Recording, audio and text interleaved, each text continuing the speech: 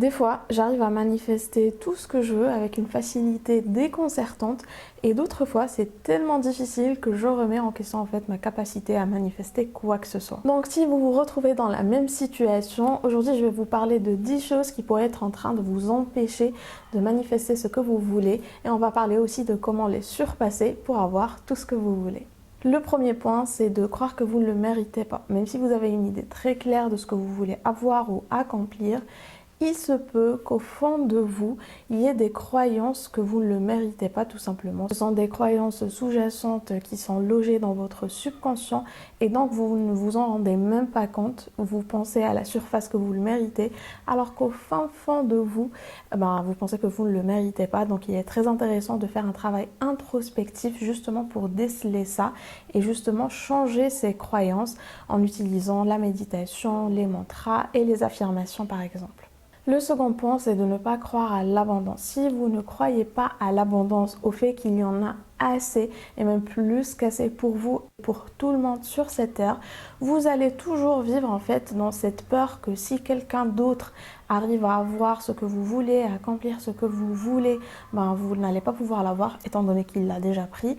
Ou au contraire dans la culpabilité que si vous arrivez à avoir ou à accomplir cette chose, il n'y aura plus rien du tout pour autrui. Donc il faut vraiment recalibrer, travailler sur cette perspective de manque et la remplacer par une perspective d'abondance où il y en a assez pour tout le monde.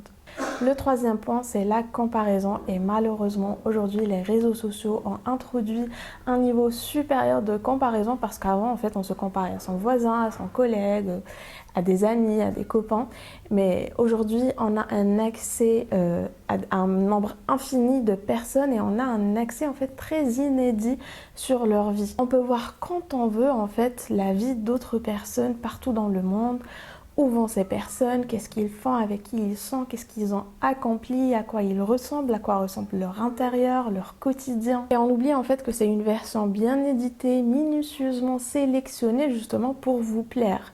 Et donc si on se laisse aller dans ce jeu-là à comparer son corps au corps des autres, à comparer sa vie à la vie des autres, on crée tout simplement des blocages car envier autrui, c'est une énergie négative et l'énergie négative ne vous permet pas de vous aligner avec ce que vous voulez. Donc ce que vous pouvez faire déjà dans un premier lieu, c'est de revoir votre consommation des réseaux sociaux si c'est là principalement que vous vous comparez, mais sinon en général dans la vie, toujours prendre du recul pour réaliser que petit a, si une autre personne a pu avoir ou accomplir quelque chose que vous voulez, c'est juste une confirmation que vous aussi vous pouvez le faire, que c'est réalisable, que c'est faisable. Et petit b, que chacun son chemin, ça ne sert à rien de comparer son chemin au chemin de quelqu'un d'autre. Sur notre chemin, on a tous des embûches, on a tous aussi plein de belles opportunités, de belles expériences. Et tout ce qu'on peut voir généralement, c'est une partie du chemin d'autrui. Et donc on ne peut pas comparer notre chemin à une partie du chemin d'autrui. Et tout ce qu'on peut faire en fait, c'est se focaliser sur son propre chemin et peut-être ajuster ce qu'on fait, établir des plans d'action justement pour arriver à ce qu'on veut, au lieu de se focaliser sur le chemin de quelqu'un d'autre, étant donné qu'on ne peut pas sauter et vivre dans le chemin de quelqu'un d'autre, on ne peut pas changer le chemin de quelqu'un d'autre, on ne peut se focaliser et changer que notre chemin et ce qui se trouve sur notre chemin. Donc la seule chose proactive que vous pouvez faire, c'est vous focaliser sur vous-même. Le quatrième point, c'est de ne pas agir. Et l'une des plus grandes idées reçues sur la loi de l'attraction, c'est qu'il suffit de penser à ce que vous voulez pour l'avoir. Croyez-moi, si c'était aussi simple, ça se saurait. Avoir une idée bien claire de ce que vous voulez et y penser, oui, c'est très important, mais il faut aussi agir. Et je pense que je vais vous donner un exemple, ça sera plus clair. Une des dernières choses que j'ai réussi à manifester, c'est mon appareil dentaire, que j'ai enlevé d'ailleurs. Et en fait, ça fait quand même 3 ou 4 années, je pense, que j'avais mis sur mon tableau de visualisation. D'ailleurs, je vais insérer un b-roll de mon tableau de visualisation avec un traitement orthodontiste parce que je voulais avoir des dents alignées. En fait, j'avais déjà eu un appareil dentaire quand j'étais au lycée, mais bon, c'était un petit peu compliqué. Quand j'ai enlevé mon appareil dentaire, mon médecin ne m'a pas mis de fil de contention et il m'a demandé d'enlever mes dents de sagesse. Je n'ai pas enlevé mes dents de sagesse. Lui, il ne m'a pas mis des fils de contention. Il m'avait donné des gouttières de contention que j'ai perdues au bout de 3 mois. Et donc par la suite, mes dents ont fait leur vie et ont changé de position. Donc mon idée très claire de ce que je voulais, c'était des dents alignées. Et la solution, c'était un appareil dentaire. Mais le problème, c'est que dernièrement, quand j'ai vu un petit peu les prix des appareils dentaires, c'était le moins cher. C'est-à-dire que les appareils dentaires commençaient à partir de 5-6 fois mon salaire mensuel. Et donc, l'option de me pointer chez le dentiste et de lui dire bonjour, je voudrais un appareil dentaire, ce n'était pas envisageable. Mais il fallait tout de même agir. Et du coup, je me suis dit que les actions que je pouvais entreprendre pour avoir un appareil dentaire, c'était déjà d'enlever mes dents de sagesse parce qu'il fallait que je les enlève puisque j'avais pas assez d'espace pour que mes dents de sagesse viennent s'ajouter à mes dents déjà existantes. Et ensuite de commencer à économiser justement le montant qu'il me faudrait pour avoir un appareil dentaire. Donc j'ai fait ma radio panoramique et je me suis pointée chez ma dentiste qui est aussi une très bonne amie à ma mère et je lui ai dit voilà, je voudrais enlever mes dents de sagesse pour refaire un appareil dentaire. Et grande fut ma surprise d'apprendre en fait qu'elle a fini sa formation d'orthodontiste et du coup à présent elle pouvait faire des appareils dentaires. Et tenez-vous bien, le prix qu'elle m'avait proposé en fait pour me faire mon appareil dentaire, qui est un prix vraiment réduit étant donné que je vous ai dit c'est une très bonne amie de ma mère, c'était beaucoup moins cher que les prix pratiqués et le premier apport correspondait exactement au montant que j'avais déjà économisé. Et nous voilà aujourd'hui, 2 ans après, j'ai fait mon traitement, j'ai eu mon appareil dentaire, je l'ai enlevé ça fait 2 mois il me semble. Et tout ça sans me ruiner. Et ma première action qui était d'aller me faire enlever mes dents de sagesse qui au final je ne les ai pas enlevées. Donc j'en avais enlevé 2 il y a très longtemps mais il y en avait 2 qui restaient. Et elle m'a dit que ce n'était pas nécessaire pour le traitement, qu'il y avait assez de place. Donc cette petite action qui était reliée au fait que je devais faire un appareil dentaire, mais c'était pas faire un appareil dentaire comme je vous l'ai expliqué, c'était juste un premier pas et ce premier pas a eu un effet boule de neige et en fait c'est la même chose. C'est de ça dont je vous parle quand je vous dis qu'il faut agir, ce n'est pas forcément aller directement au but final, mais de voir quelles actions vous pouvez entreprendre à partir d'aujourd'hui pour arriver à votre but final. Et quand vous le voyez, avec la loi de l'attraction, finalement, vous allez trouver des personnes et des opportunités qui vont justement vous aider à avoir ce que vous voulez. Le 5e point, c'est de ne pas prendre ça au sérieux. Vous le savez, la clé de la loi de l'attraction, c'est l'alignement entre vos croyances, vos pensées, vos émotions et vos actions. Et donc, si vous doutez, s'il y a un doute, que ce soit par rapport au fait que la loi de l'attraction fonctionne ou par rapport au fait que vous allez pouvoir y arriver, eh bien ça ne va pas fonctionner étant donné qu'il n'y aura pas cet alignement qui est absolument nécessaire. Le 6e point, c'est de résister au changement. Est-ce que vous connaissez la citation « On préfère un enfer familier qu'un paradis inconnu » En fait, je ne sais pas, j'ai juste fait la traduction, c'est une citation qui est en anglais. Mais en fait, généralement, on a tellement peur de l'inconnu, on a tellement peur du changement que même si on sait pertinemment que ce qu'il y a de l'autre côté du changement, c'est mieux que notre situation actuelle, on a tendance à opposer une résistance au changement. Des fois, c'est inconscient, on ne s'en rend même pas compte, mais on s'auto-sabotage en quelque sorte en fait pour réussir à avoir ce qu'on veut, étant donné qu'on sait que ce sera un changement. Et en règle générale, on n'aime pas changer. L'être humain aime rester dans sa zone de confort, même si quelque part elle est inconfortable, mais c'est sa zone de confort et du coup on n'aime pas aller au-delà du changement. Et donc là aussi, vous n'aurez pas d'alignement.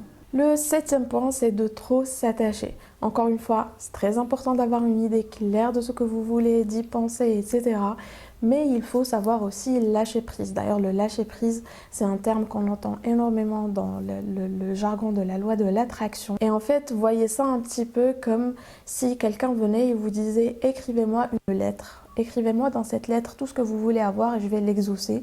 Vous allez écrire cette lettre et puis vous allez vous agripper à cette lettre. Vous n'allez pas la lui envoyer tout en vous demandant mais pourquoi est-ce qu'il n'a pas encore exaucé ce que je voudrais ?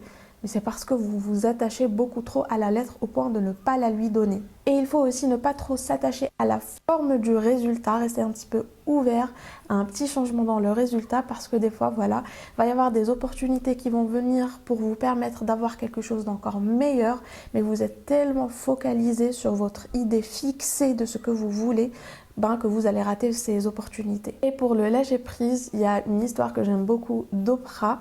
En fait, quand elle a lu le livre La couleur pourpre, elle a tellement adoré ce livre qu'elle en achetait des copies et le donnait à tout le monde, elle en parlait à tout le monde.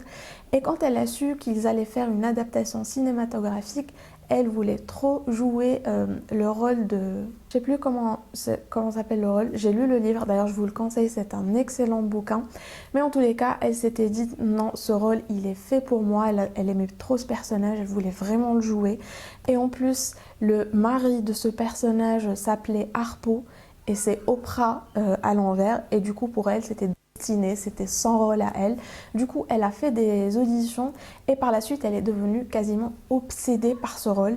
Donc elle n'attendait qu'une pour qu'on lui dise que oui, vous avez le rôle, mais elle n'avait pas de réponse. Du coup, beaucoup de temps est passé, elle n'a pas eu de réponse. Elle n'arrêtait pas d'appeler. À un certain moment, on lui a dit, vous ne nous appelez plus. C'est nous qui vont vous appeler si jamais vous correspondez au rôle. Il ne faut plus appeler. Et elle était allée dans un camp, je sais pas, je pense que c'était un camp pour perdre du poids, un truc du genre. Et du coup, là, elle y pensait et justement, elle est revenue à cette idée de lâcher prise. Et donc, elle est sortie se balader et elle a commencé à chanter cette chanson où elle disait I surrender it all. Et c'est en fait, elle disait voilà, que je lâche prise, que je lâche ça en fait, qu'elle arrêtait de s'agripper à ce rôle de cette manière obsessionnelle. Et du coup, elle était en train de marcher, de chanter cette chanson et de sentir vraiment qu'elle lâchait prise, qu'elle lâchait le contrôle sur ça. Et pendant cette promenade, en fait, il y a quelqu'un qui vient en courant qui lui dit on t'appelle, il y a un appel pour toi. Et bien sûr, quand elle a pris le téléphone, c'était le réalisateur de ce film-là qui lui disait qu'elle avait le rôle et qu'il ne fallait pas du tout qu'elle perde de poids justement pour correspondre à ce rôle. Le 8e point, c'est de prendre la responsabilité. Il nous arrive à tous des mauvaises choses dans la vie. Et prendre la responsabilité, ce n'est pas se dire qu'on est responsable de ce qui nous arrive, mais plutôt se dire qu'on est responsable de la manière dont on va réagir et comment on va faire pour avancer de l'avant. Ça, c'est très important parce qu'avoir toujours ce rôle de victime sans prendre les devants pour changer les choses, ça n'aide absolument personne. Le 9e point, c'est de vivre dans le passé. On ne peut pas vivre dans le passé et le présent en même temps et donc penser constamment ressasser des expériences négatives du passé, ça va vous donner une énergie négative donc ça ne va pas être en alignement avec ce que vous voulez. Et si vous pensez constamment aux belles expériences que vous avez eues dans le passé avec mélancolie, c'est pareil, c'est de l'énergie négative étant donné que vous y pensez comme étant quelque chose de perdu que vous n'avez pas dans le présent. Il est donc très important de toujours vous recentrer en exerçant la pleine conscience parce que c'est tout à fait naturel de ressasser le passé, d'anticiper le futur, mais c'est très important d'être pleinement conscient et de toujours se recentrer et revenir au moment présent. Le 10e et dernier point, c'est d'appréhender le futur comme pour le passé. C'est bien sympa d'avoir une vision, de planifier pour l'avenir, mais si on vit dans une peur, dans un stress concernant l'avenir, c'est pareil. Et si on vit aussi dans toujours cette attente que l'avenir soit meilleur que notre présent, ça revient au même en fait, c'est toujours vivre dans un autre temps que le moment présent. Et que ce soit vivre dans le passé ou le futur, cela veut dire ne pas vivre le moment présent. Et cela peut vous faire passer à côté d'opportunités, d'expériences, de situations, de personnes ou d'idées qui pourraient vous aider à avoir ce que vous voulez. Je vous ai fait plein de vidéos sur la loi de l'attraction, que ce soit sur cette chaîne-ci ou sur mon ancienne chaîne Mind Biscuit.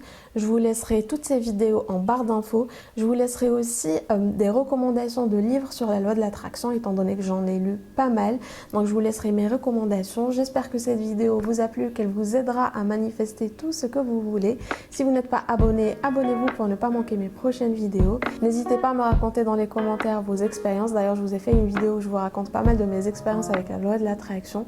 Et sinon, on se retrouve dimanche prochain pour une nouvelle vidéo.